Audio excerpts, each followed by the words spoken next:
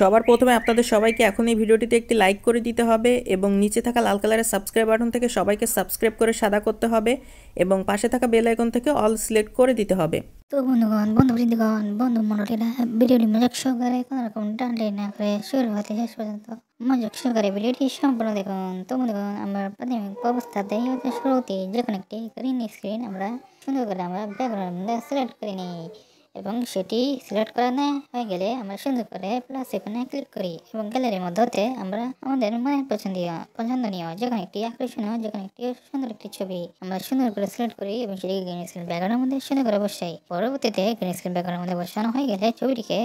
আমরা বিভিন্ন রকম টুলস রয়েছে,